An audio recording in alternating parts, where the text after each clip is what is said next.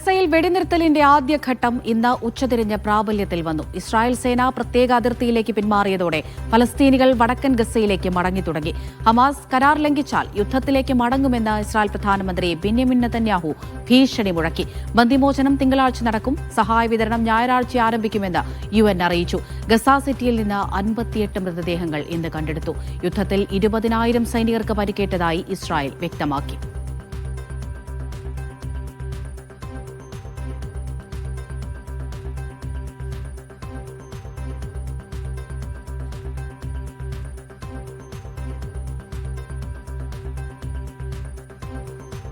ഗസയിൽ വെടിനിർത്തലിന്റെ ആദ്യഘട്ടം പ്രാബല്യത്തിൽ വന്നു എന്ന് തന്നെയാണ് മനസ്സിലാക്കുന്നത്. ഇസ്രായേൽ സേന ഇപ്പോൾ അതിർത്തിയിലേക്ക് പിന്മാറുന്നുണ്ട്.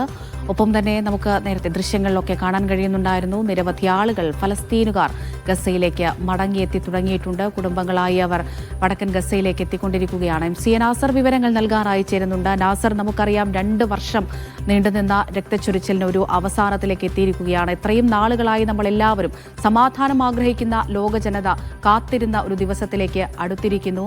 ഇസ്രായേൽ സേന പൂർണ്ണമായും എന്നത്തേക്ക് പിന്മാറുമെന്നാണ് കരുതുന്നത്. ഇപ്പോൾ ആദ്യഘട്ടം നിലവിൽ വന്നു എന്നാണല്ലോ ഇസ്രായേൽ ഔദ്യോഗികമായി തന്നെ അറിയിക്കുന്നത്.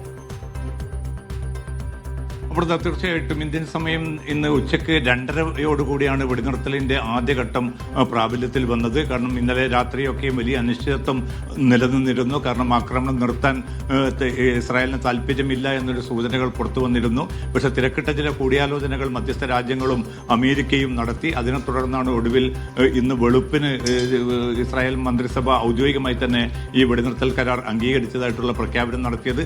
പിന്നെയും നിരന്തരമായിട്ടുള്ള ആക്രമണങ്ങൾ ഗസയുടെ വിവിധ ഭാഗങ്ങളിൽ അരങ്ങേറി. ഇപ്പോൾ ഏറ്റവും അവസാനം നമുക്ക് ലഭ്യമാവുന്ന റിപ്പോർട്ടുകൾ പ്രകാരം 138ഓളം മൃതദേഹങ്ങളാണ് ഇപ്പോൾ ഗസ സിറ്റിയിൽ നിന്നും മറ്റുമായിട്ട് ഇപ്പോൾ കണ്ടെടുത്തിരിക്കുന്നത്. ഇനിയും മൃതദേഹങ്ങൾക്കായിട്ടുള്ള തെരച്ചിൽ തുടരുകയാണ്. കാരണം പിന്നിട്ട ദിവസങ്ങളിലൊക്കെ ഈ വെടിനിർത്തലിന്റെ തിരക്കിട്ട ചർച്ചകൾ കൈറോയിൽ നടക്കുന്ന ഘട്ടങ്ങളിൽ പോലും വ്യാപകമായിട്ടുള്ള വംശഹത്യ നടത്തി തങ്ങളുടെ ഈർഷ്യ തീർക്കാനുള്ള ഒരു നീക്കത്തിലായിരുന്നു ഇസ്രായേൽ സേന ഏർപ്പെട്ടത്. അതിന്റെ ഭാഗമായിട്ടാണ് ഇപ്പോൾ നിരന്തരമായിട്ട് മൃതദേഹങ്ങൾ കണ്ടെത്തുന്നതായിട്ടുള്ള റിപ്പോർട്ടുകൾ പുറത്തു വരുന്നത്. എന്തായാലും ഈ ആദ്യഘട്ടം വളരെ സുഗമമായി തന്നെ മുന്നോട്ട് പോകുമെന്ന പ്രതികരണങ്ങളും പ്രതീക്ഷയുമാണ് പൊതുവെ രൂപപ്പെട്ടിരിക്കുന്നത്. ഞായറാഴ്ച വൈകിട്ട് അമേരിക്കൻ പ്രസിഡന്റ് ട്രംപ് ഇസ്രായേലിലെത്തും. തിങ്കളാഴ്ച കാലത്തായിരിക്കും ഈ ബന്ദികളുടെ കൈമാറ്റം നടക്കുക. നേരത്തെ റിപ്പോർട്ട് ചെയ്തതുപോലെ 20 ജീവനോടെയുള്ള ബന്ദികളെയും ഒരുമിച്ച് തന്നെ കൈമാറാനാണ് തീരുമാനം. ഇത് ഒരു പ്രദർശന സ്വഭാവത്തിലുള്ള ഒരു കൈമാറ്റം വേണ്ടതില്ല എന്ന് മധ്യസ്ഥ രാജ്യങ്ങൾ ഹമാസിനോട് നിർദ്ദേശിച്ചിട്ടുണ്ട്. അതുകൊണ്ട് ഏത് സ്വഭാവത്തിലായിരിക്കും ഈ കൈമാറ്റം നടക്കുക എന്ന കാര്യത്തിൽ ഒരു അവ്യക്തത നിലനിൽക്കുന്നുണ്ട്.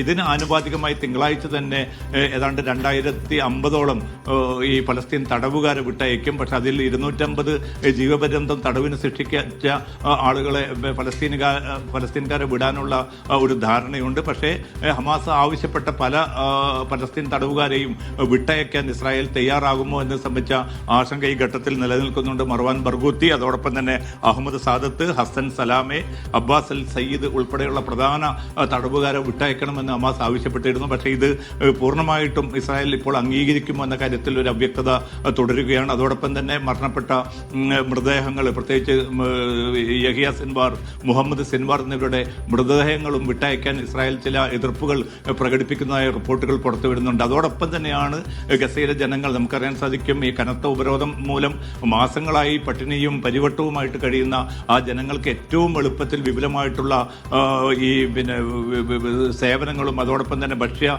വെള്ളം ഉൾപ്പെടെയുള്ള, മരുന്ന് ഉൾപ്പെടെയുള്ള സംവിധാനങ്ങളും